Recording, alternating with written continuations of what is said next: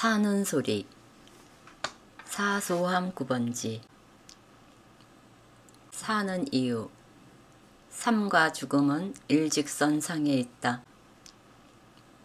근육이 약해지니까 넘어져 다치는 일은 일상 다반사가 되었다. 가끔은 큰 골절로 몇 달 동안 팔다리를 씌워야 하는 생활이 있었다. 크게 다치는 사고가 나면 분노와 여러 감정들이 지나가고 이성을 차릴 즈음에 떠오르는 의문이 있었다. 사는 이유가 무엇일까? 왜 살아야 하는 것일까? 어떻게 살아야 할까? 우울해서 아무런 생각을 했다기보다는 진심으로 사는 이유가 궁금했다. 이런 의문이 있어서인지 삶과 죽음의 경계선을 몇 번 경험하고 나니 몸 안에 갇혀 교육받은 대로 길들여 살아온 이 현실감은 우리가 의식할 수 있는 관점의 일부분이었다. 이런 이해를 하게 된 경험을 이야기해 보려 합니다. 출근하던 시절 어느 날 퇴근 후 저녁 때였다. 욕실에서 일어서서 손잡이를 잡았다고 생각했는데 타일 바닥으로 넘어졌다. 순간적으로 일어난 일이었음에도 내가 어떻게 움직였는지 아주 느린 속도로 움직임이 생생하게 기억이 난다.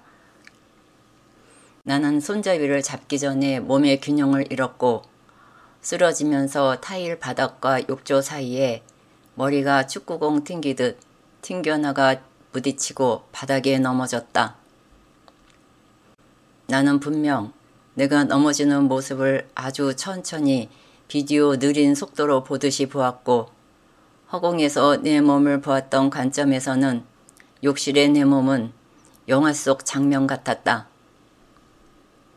내 몸에 통증을 느끼며 크게 다쳤다는 것을 인지하고 사람을 부를 때까지 얼마간의 시간이 흘렀는지는 모른다.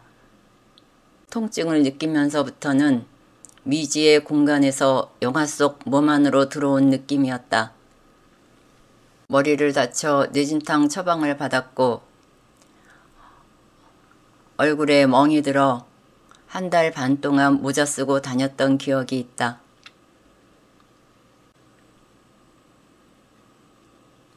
인생 쓰나미가 몇 번 지나고 난 후 그 여운이 남아있던 시절이었다.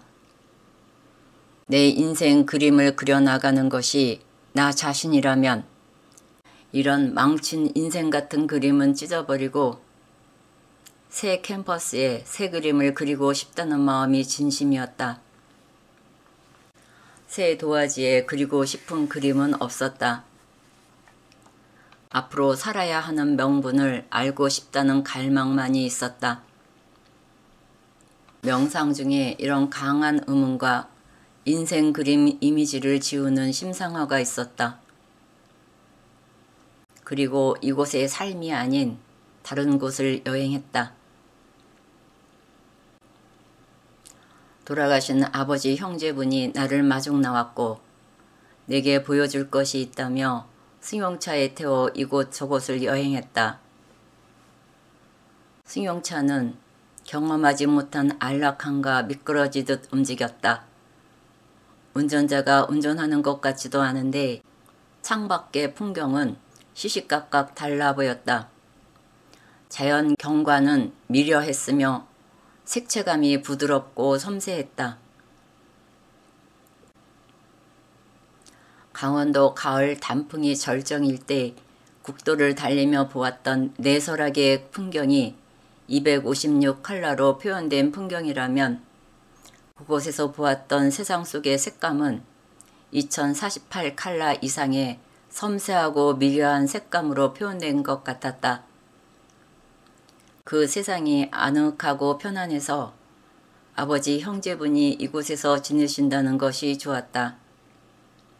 나에게 보여줄 것이 있다고 해서 간 곳은 넓은 잔디밭 같은 곳이었다. 바닥이 들어지더니 지하 공간에 일렬로 사람들이 누워 있었다. 내 앞에 마지막 위치에 있는 사람은 팔다리가 빈약해 보이고 왜소해 보여 청소년같이 어려 보였다.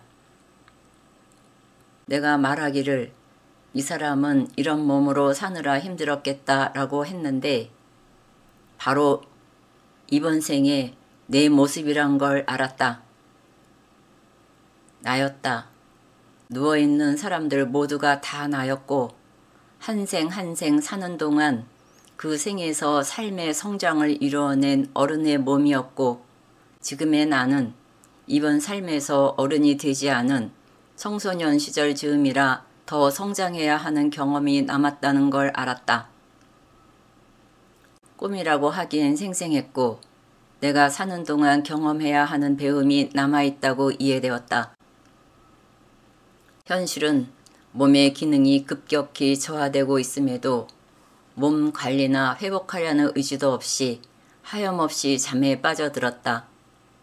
낮 시간에도 최소한의 움직임 외엔 의자에 앉아 있을 때에도 나도 모르게 잠자고 있었다.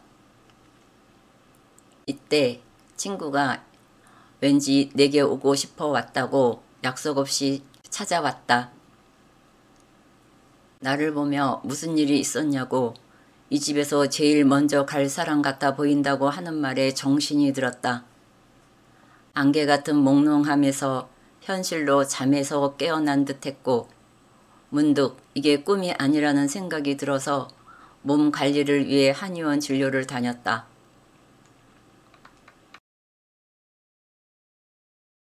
2019년도 여름 팔다리 골절로 입원했을 때 일이다.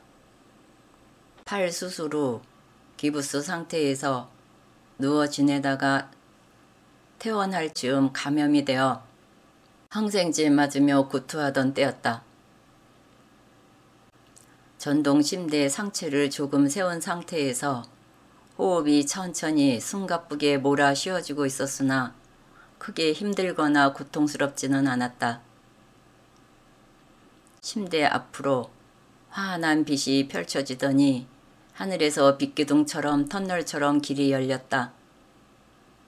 입구에는 중세시대의 기사처럼 망토를 두른 건장한 사람이 내게 정중히 인사하며 이곳으로 오라고 안내하는 것 같았다. 순간 이게 무슨 일인지 내가 꿈을 꾸고 있는 걸까 하며 주변을 두리번거렸다. 벽의 시계는 저녁 9시 40분 정도였고 침대 옆을 보니 간병인께서 핸드폰을 보고 있었다. 앞쪽 침대에서 사람 말소리도 들렸다. 분명 나는 병실에 누워 있었고 꿈이 아니었는데 내 앞에 빛의 터널로 길이 열려 있었다. 내게 인사하는 안내자에게 나는 지금은 떠날 때가 아니라고 했다. 왠지 인생 숙제를 못하고 가는 것 같았고 이 상태로 가면 안 될 것 같은 몇 사람이 떠올랐다. 그러자 그 빛 터널 옆으로 산 정상에서 도시를 내려다보듯이 언덕 같은 곳이 있었다. 입대를 앞둔 소년과 소년의 어깨를 감싸는 푸근한 아버지 같은 분이 보였다. 그 소년은 나 같았고 나는 큰 위로와 사랑을 받았다. 잠시 동안의 영화 장면 같은 시간이 지나고 빛 터널은 내 앞에서 사라졌다. 물도 안 넘어가고 배설도 되지 않는 몸이 서서히 순환이 시작하고 많은 수분이 배설되면서 호흡도 서서히 편안해졌다. 이렇게 죽음을 이해하는 경험이 몇 번 있은 후 나는 사는 이유에 대해 의문이 없어졌다. 사는 동안 삶은 혼란스럽고 갈 길을 모를 때가 많기는 마찬가지이다. 이럴 때 예전처럼 사는 이유를 묻는 대신 내가 이런 경험을 통해 무엇을 배워야 하느냐고 내면에 묻게 된다. 일상에서 나의 반응을 알아차려 내 안의 심리를 이해하려 하고 내려놓음이 선행이 되고 나면 문득 소소한 깨우침이 드러나곤 한다. 아주 조금씩이라도 비워지고 채워짐을 느낄 때 어른이 되어가는 것 같다. 어제보다 오늘 배움이 있다면 그래도 괜찮았다고 위안 삼으며 또 하루를 맞이할 생기를 얻는다. 다음 이야기로 이어보겠습니다. 들어주셔서 감사합니다.